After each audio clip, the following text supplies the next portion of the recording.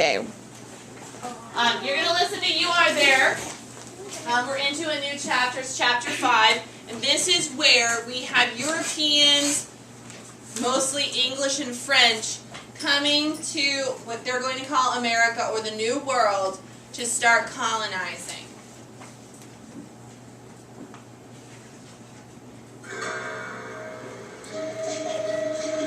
Hard times in Virginia. You are there. How could 100 people just disappear? When John White left Roanoke Island 3 years ago, English colonists were beginning to build a settlement here. Among the colonists were his daughter Eleanor and baby granddaughter Virginia. Now White is back on Roanoke Island with supplies for the new colony, but no one comes out to greet him. White walks around the tiny colony. He hopes to find some clue that might tell him what happened. He finds a clue, but it only adds to the mystery. Carved into a tree is the word Croatoan. What does this word have to do with the disappearance of White's family and more than 100 other people? This is a question John White will never be able to answer. And today, we still have no answer. Okay.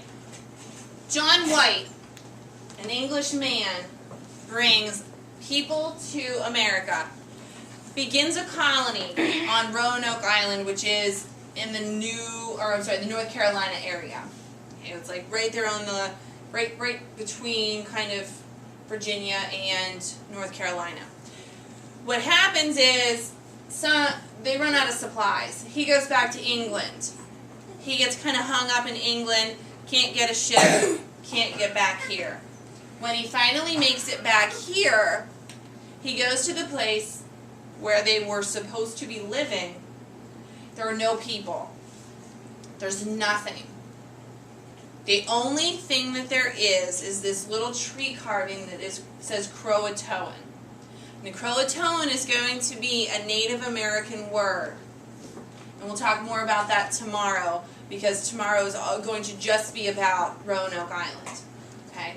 So John White not only was a settler here, he also was an artist. And what John White did was, when he came across anything new that the English would not be familiar with, he would paint it. And some of the things that, basically what he would do is, this was his way of educating the English people about animals and different species.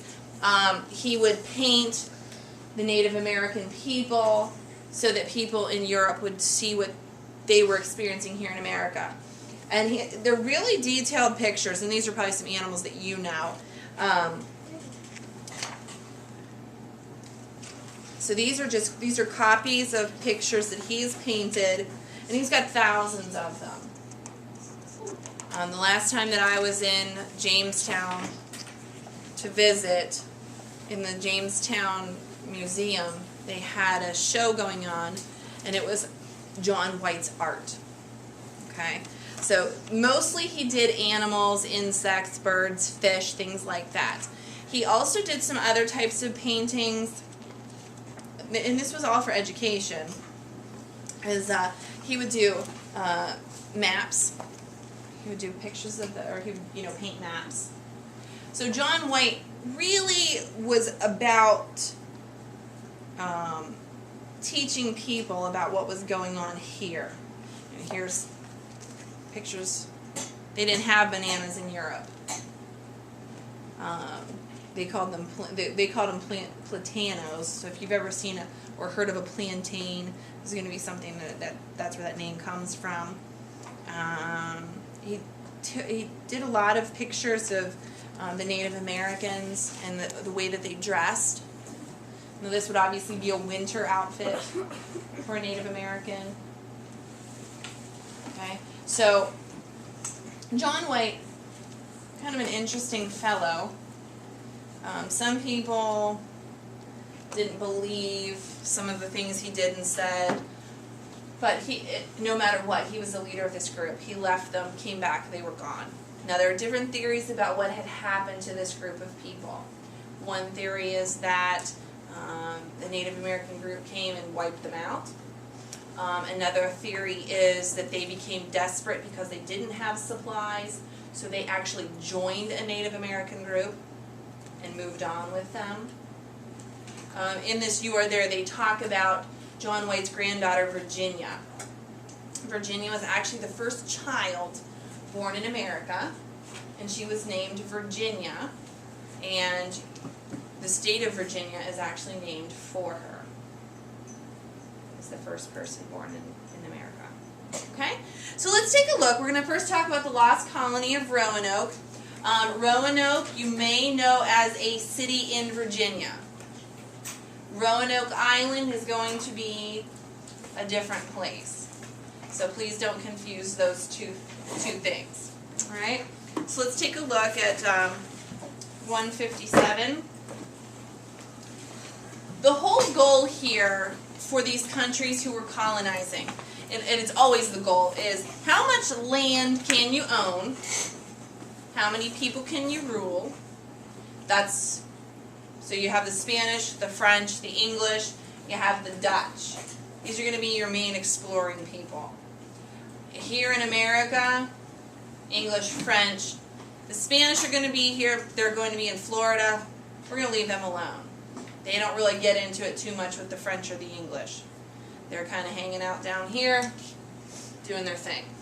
The French and the English, they're going to be battling for land up here. Okay? What we're going to see as we move through this time period is we're going to see the French being very powerful and actually owning more land than the English. And then there's going to be a turning point. There's going to be a conflict that takes place where the English are going to defeat the French, and when that defeat takes place, the French actually give up all of their land in America to the English. Now, why do you speak English? Why do you speak English? Austin? Maybe because that's the language that we just grew up around. And why would you have grown up with English? Because our parents and everybody around speaks it. Who do you think were the settlers of this area? The Indians? Or the Pilgrim? I'm not sure. Who? The English? The English. If the English had lost that conflict with the French, most likely you would be speaking French now. Usually the language you speak is based on the group of people who settled your area. If we go into places in South America, they're not all going to speak Spanish. Some of them are going to speak Portuguese.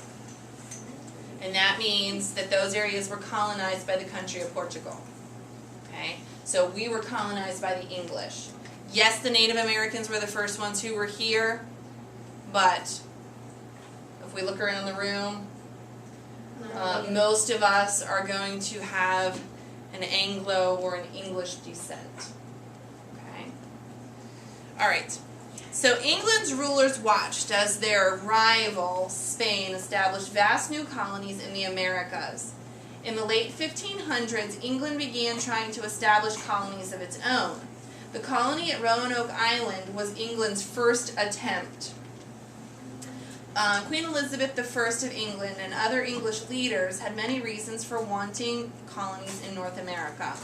Like the Spanish, the English hoped to find gold in the Americas, and even if there was no gold, English leaders hoped that North America was rich in other natural resources. But Queen Elizabeth knew that establishing a colony in North America would be difficult and expensive.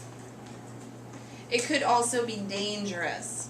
The powerful Spanish did not want other nations building colonies in the Americas. A close advisor to Queen Elizabeth, Walter Raleigh, offered to organize the first colony himself.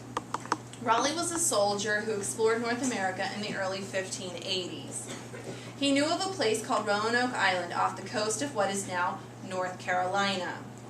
The first group of colonists Raleigh sent to Roanoke Island landed in 1585. They faced a difficult winter, which they had trouble finding food. In 1586, the starving English returned home. But Raleigh was not ready to give up the idea of starting a colony in North America.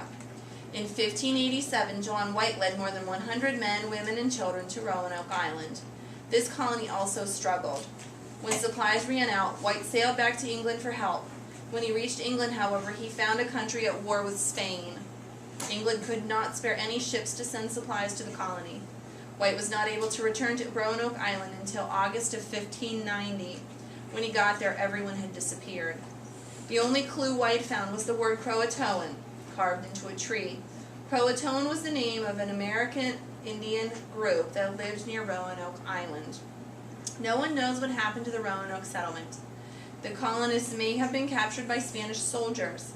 They may have died in battles with Native Americans.